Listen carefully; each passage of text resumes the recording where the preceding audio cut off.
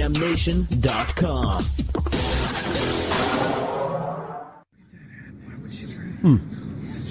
Why is everybody whispering? There's no need to whisper.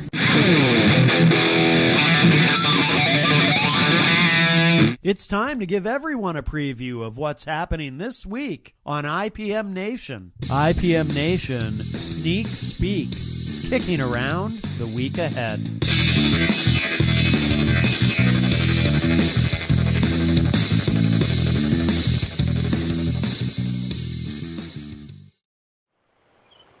Good evening and welcome to IPM Nation Sneak Speak episode 18. See, I pulled it off that time. I'm Wayne Noel and I'm here with Matt Connarton, and I believe Matt's going to take this away. All right, thank you so much, Wayne. Well, yeah, we had something a little different in mind, but didn't quite work out. When someone's, Ecuador. I don't know if I could even find it on the globe, but it's a little far away. So our Ecuadorian, he's not Ecuadorian, but our guest in Ecuador, and those of you who know who I mean, he wasn't able to join us, but that's all right. We shall soldier on. It is, I should give the date. I try to do that on my own show. It is Sunday, May 19th, 2019 for this edition of IPM Nation Sneak Speak, kicking around the week ahead, as we say. And it is beautiful here in Manchester, New Hampshire, where I am right now. We've actually had, I know we have a lot of folks, in this part of the country who tune in, and it's been like, we get one or two nice days in a row if we're lucky, and then we get a ton of rain. And someone was telling me earlier that it rained 22 days in the month of April this year, but we had barely any snow over the winter, so I guess we're getting it now. So, at least we know we're not in a drought. So, and a little different this week, I actually let my hair down. Sometimes I tie it back, but I think for this show, I'm going to leave it down now because it seems to be good luck, because we were able to get me on the air right away, because we weren't on last week. There was no IPM Nation Sneak Speak. We tried, but technology failed us. So we did our best, but we couldn't get on at 7 p.m. So it's actually, so I guess it's been, now that I'm thinking about it, since Brian hasn't been here, it's been, we've always had some sort of technical kerfuffle or another, which is odd if you think about it. Brian Brawdy, of course, who is usually on with me for Sneak Speak, he doesn't do any of the technical part. The wonderful Wayne Noel handles all that. And yet, since Brian's been on his sabbatical, recovering from brain surgery number 5, that's when the tech issues started. So maybe Brian is good luck. I don't know. But, and I'm not superstitious by nature, my friends. I truly am not. However, I didn't tie my hair back. I left it down, and I was able to connect with Wayne online immediately without any audio or visual. I did shave yesterday, though. I see Wayne's, but Wayne didn't shave, I guess. Is that what it is, Wayne? You didn't shave? So maybe that's good luck, too. So you don't shave. I'll leave my hair down, and we'll have good luck. So, and I've got the big headphones on because I couldn't find my little earbuds. So I got, actually, these sound phenomenal anyway. I don't even know what brand these are. What are they? These are Class headphones. What was that, Wayne? I guess so. So here we are. So Brian is, Wayne, you mentioned you had talked to Brian this week, right?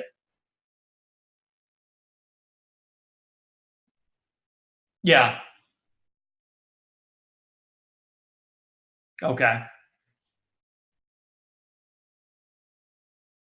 Okay. All right. Well, I'm really glad about that. That is, what's that? Right, yes. He hasn't always followed the rules, but I think as a general rule, after 5 brain surgeries, you probably have to kind of start to listen to what the what your medical team is telling you, and maybe following their guidance. I mean, if you've only had 4 brain surgeries, then it can be more like, no, I know what I'm doing. I've got this. I don't need to rest. I don't know what they're trying to tell me. But after 5 brain surgeries, then you kind of go, oh, okay.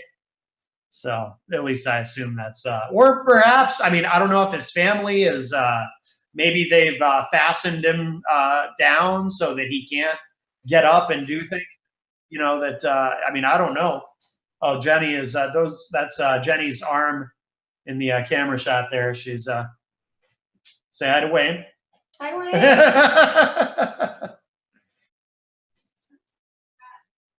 Oh, okay. Wow, that I would be out of my mind if someone did that to me. But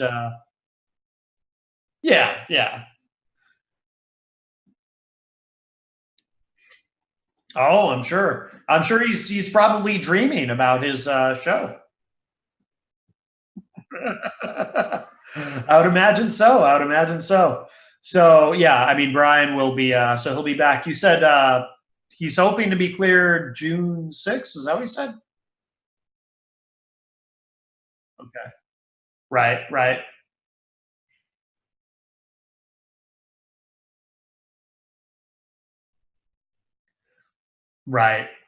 No, that makes sense. So, and anyway, in Brian's absence, ipmNation, of course, we continue to. We don't really have anything. It seems like for a while, every single week, we were debuting some new shows. We had all kinds of new programming. We don't really have anything we don't really have anything new debuting this week, although the week is young. It's only Sunday. I can tell you, I'll give you a little, I'll kind of pull back the curtain a little bit. I do a show called Matt Connarton Unleashed, which of course is live weekdays 4 to 6 p.m. And you can hear that on ipmNation 1, or if you're in the Manchester, New Hampshire area, which some of you might be, it's our #1 city on ipmNation. Not Wayne. Wayne is in, are you in Saginaw? Davison. Oh, okay.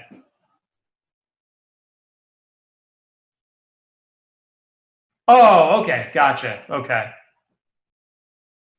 Okay. Saginaw is usually like our 3rd or 4th top city on the site. Yeah. So my show airs on FM radio as well as online. And I have been very fortunate in that at WMNH, which is where I do my FM show, and this is on my mind for a couple reasons because something kind of happened last week. So I'm fortunate in that even though I'm on FM, the management at WMNH leaves me alone for the most part, because people who do a show like mine, and Wayne, because I see you show up in the chat room sometimes, and I appreciate that. People who do a show like my show, if you haven't heard my show, it's political, but we do other things, and I've got a little shock jock in me. I'm always a little self-conscious using that term. It seems very early 2000s, but people still say it a little bit.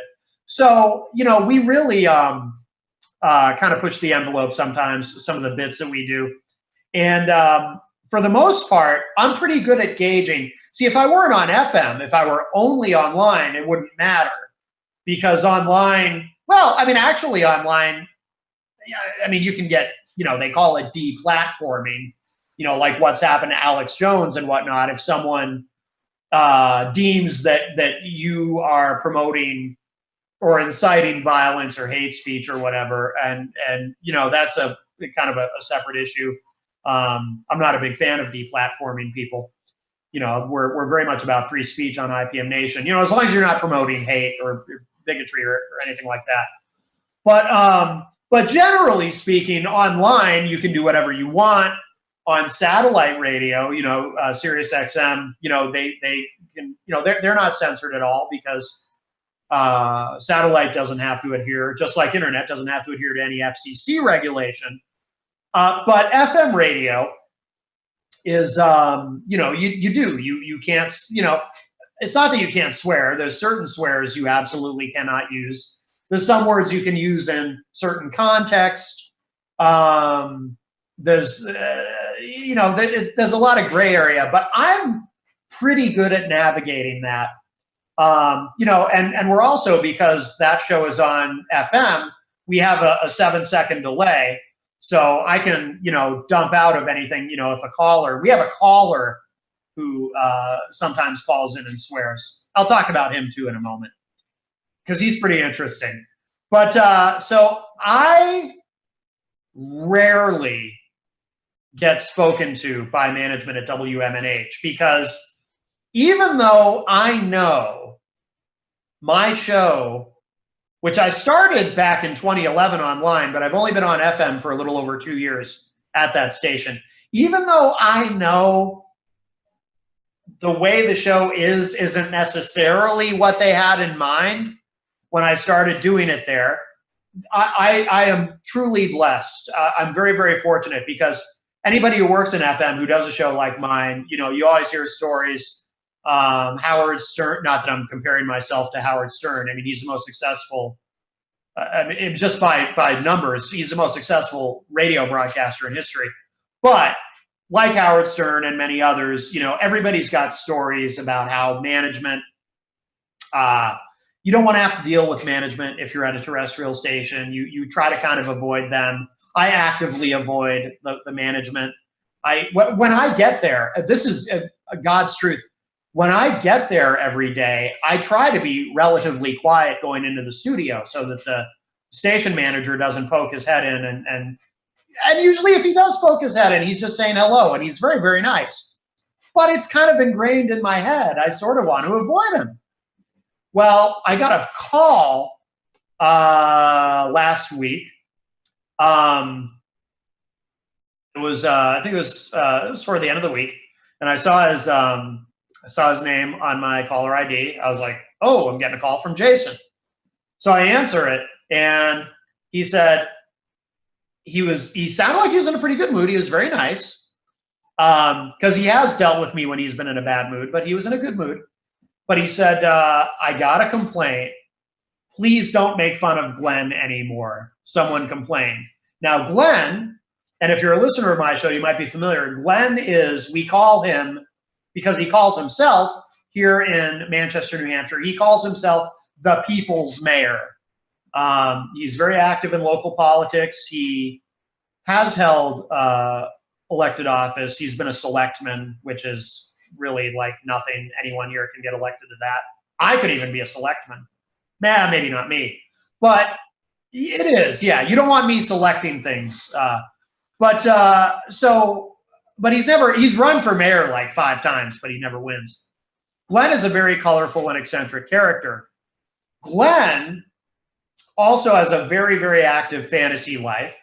So he tells you things that can't possibly be true that he's done or is doing, but you don't really mind because he's such a good-hearted, eccentric character that it's not like you feel like you're being lied to when you talk to him. You know you're being lied to, but you just kind of let it slide because Glenn's actually a great guy.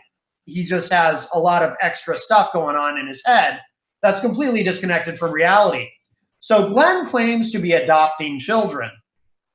He has children, 2 children on another continent that he is adopting. And apparently he has a couple American children that he's adopting. The 2 children on another continent are now both adults, so I don't know how that works. We think he's being scammed. We think he's sending them money and whatnot. And it's been going on for years. For as long as I've known Glenn, he's been adopting these children. And he came on my show, and we did this whole interview where I talked to him about, he actually had one of his adopted children call into the show.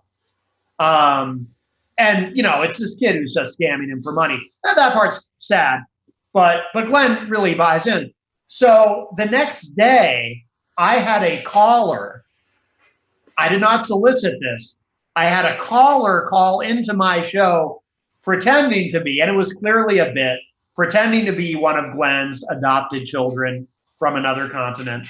And he's calling himself, Glenn said his son's name was Ramit. So this guy calls in and he's calling himself Raw Meat, and he's really playing it up. And the humor, I have to be honest, as he didn't swear at all, but as the bit was going on, and I kind of knew who it was who was calling, but as the bit was going on, I remember thinking, this is we're kind of pushing the edge here. I don't know if I should keep going with this, but I have terrible judgment, and so I let it. No, I'm pretty good at walking that line, but sometimes I err on the side of maybe I should have wrapped up the bit sooner than I did. So I just kind of let him go on. We kept him on the phone for like 10 minutes, and he does his whole thing. And then so apparently someone complained to Jason. Jason didn't tell me who complained. I suspect it was Glenn himself because he's afraid that these adoptions will be jeopardized by people making sport of him on the show. You know, these adoptions that exist in his mind. So I did get spoken to about that. But Jason just said, he goes, I'm asking you nicely, please don't make fun of Glenn anymore. So I said, okay. So we won't make fun of Glenn anymore. And apparently the same thing was told to Peter White on the morning show. And Peter White and I were texting back and forth about it. And Peter said, yeah, but whenever Glenn wants to promote something, who does he come to? He comes to us. So there you go. But that's all right. So we won't make fun of Glenn anymore on the show. Now, if you want to hear the bit, it was during the May 3rd episode of Matt Connarton Unleashed. You can get to the archive really easily. Go to ipmNation.com/MCU. And, we put the shows up on Spreaker. It goes out on Spotify and iHeartRadio and the rest. But we also have the bit up on the IPM Nation YouTube channel.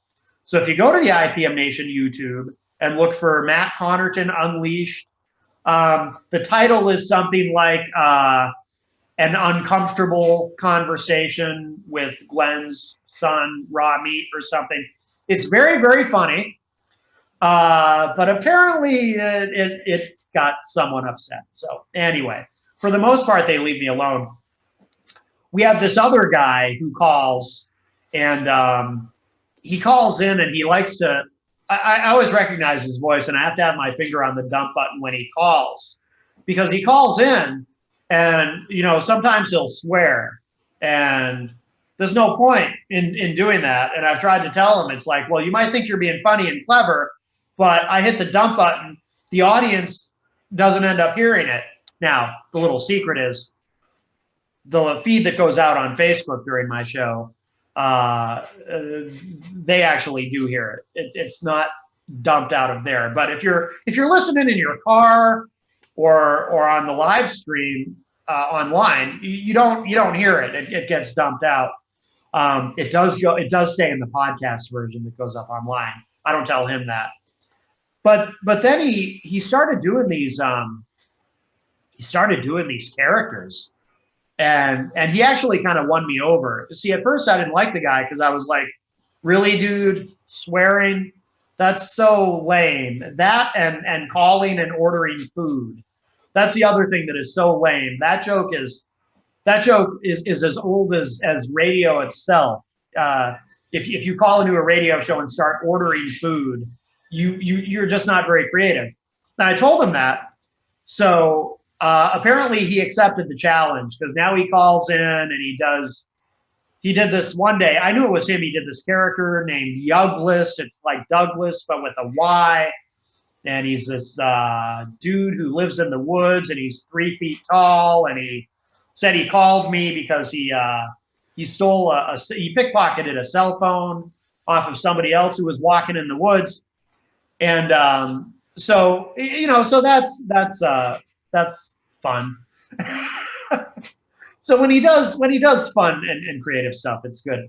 That's another area though where I'm very fortunate with the show is that I have the freedom to, like, if someone prank calls my show, but they're actually creative about it and they're doing something interesting and fun, I'm willing to play. I'll roll with it. I'm not someone who gets mad and just hangs up. And I think I won that guy's respect a little bit. He might even be watching this. I think I won his respect a little bit because he can't rattle me because I'll play along. Because if you want to get a bit going, I'm into it. I'm interested, If I were doing my show, a political show on like NPR or something, obviously I wouldn't be able to do that. You just hang up. But where you have a staff who monitors the phone and screens the calls and whatnot. I'm working without a net. I don't have a call screener. It's just me. I just pick up the phone and then, we see what happens, Wayne. We see what happens. But I like that. I like the adventure of it. I like the danger. And like I said, I can always hit the dump if I need to. So it's not a big deal. But Howard Stern was, I was thinking about him because he's been in the news because he has his new book out, Howard Stern Comes Again. And he's been making the rounds, doing these interviews about his radio career and actually expressing some, I haven't read the book yet. I think it's out or it's about to come out. He's actually been expressing some regrets over, some of the things he did early in his career. Like he did an interview with Robin Williams early in his career that was, the clip is on YouTube if you ever want to check it out. It was it was more Howard kind of made the whole thing about himself instead of actually interviewing Robin Williams. And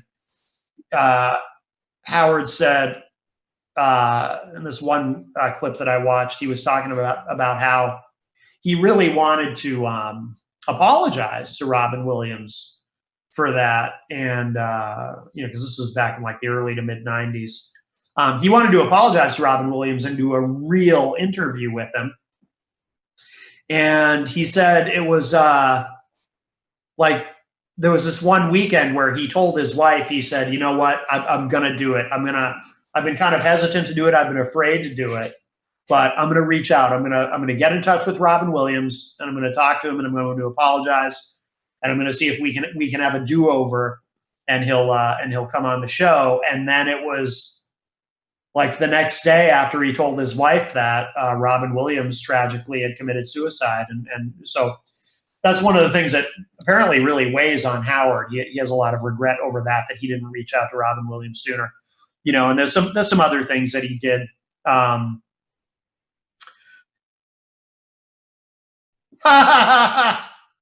Actually, that's right. I played that on my show. Yeah, I played that clip on my show. Well, Howard has the same, and this was part of why I played the clip the other day.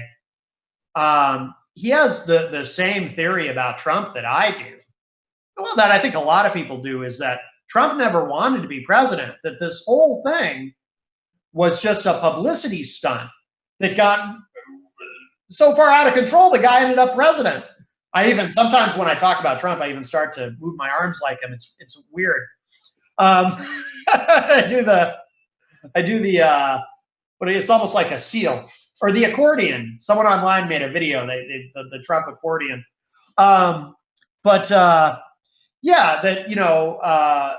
His contract was coming up with NBC for The Apprentice, or at that point, Celebrity Apprentice. And so Trump was trying to leverage himself for more money.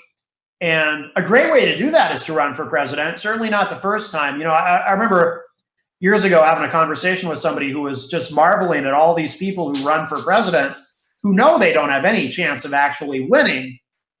And I remember saying, well, there's other reasons to run for president. You don't run for president because you necessarily want to be president. You might run for president because you have a book to sell, for example. The last time Newt Gingrich ran for president, which that was 2012, I think, his campaign appearances were literally book signings, because he and his wife, Callista, they're very prolific. They write a lot of books. They make these documentaries. And that's what they were doing. Like their campaign, like he wasn't holding rallies where he would stand at a podium and give a speech. They were doing these events at these bookstores and doing signings, and that was their way of campaigning. Because that was Newt Gingrich knew he wasn't going to be the nominee in 2012. Although at one point, for what, 4 minutes?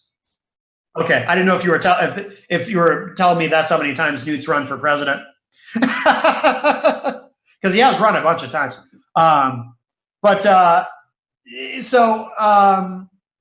Yeah, it was like, Herman Cain was another one. Herman Cain ran that time too. The same thing. Herman Cain had a new book out. That's why he ran. He knew he wasn't going to be the nominee. Although what was odd about that election cycle is everyone kind of got to take a turn, except maybe Michelle Bachmann. But everyone else kind of had their turn as the front runner very briefly. So, but anyway, so there's other reasons to run. Or sometimes you run for president because you're hoping you get picked to be vice president, but you know you're not going to be the nominee. So Howard shares my theory that that's the real reason Trump ran, and then he won the nomination. And then I'm sure once he was the nominee, he didn't expect to actually win the presidency. And then he won the presidency. So he's the accidental president in that way. So I agree with Howard, and I know there's some others who share that theory as well. But Howard Stern, of course, one of my heroes in the world of radio. So we are coming up on the close of the show. So I'll just I'll plug one more time, Matt Connarton Unleashed. Of course, I'm live weekdays 4 to 6, ipmnation.com/live1 if you want to hear it live, and we take calls from all over. Like I said, sometimes I see Wayne in there in the chat room. We've got a lot of great programming on IPM Nation right now. Please check out what we've got. We've got it. I almost hate to use the phrase because it sounds so cliche, but it really is true. We have something for everyone. And coming up at 8 p.m., in fact, here on IPM Nation, Derek Noel Fitness with the great Derek Noel, who I think might be related to Wayne. I'm not sure. It's a common last name, right, Noel? But no, but Derek's show is fantastic. Check it out. That's coming up at 8 p.m.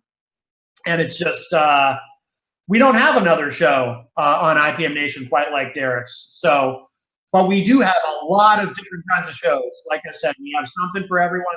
Check it out. We got politics and music and comedy and fitness. And, we've got conspiracy theory. We've got self-help. We've got a psychic, Dr. Kevin. I occasionally guest host for him, although I'm not a psychic.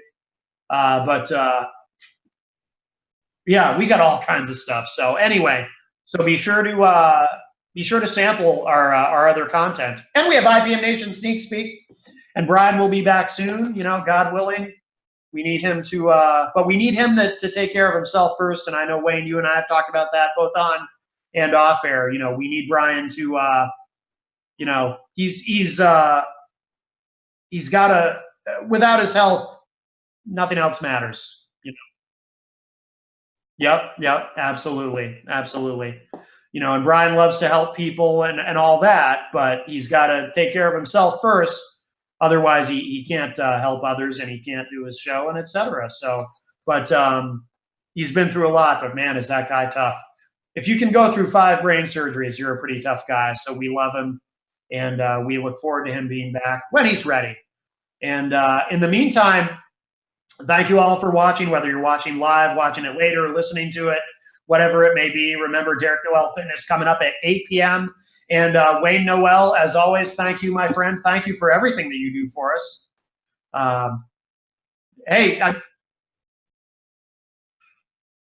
It seemed to work out. So we got to make this a trend. You don't shave, and I let my hair down, and I use the big headphones.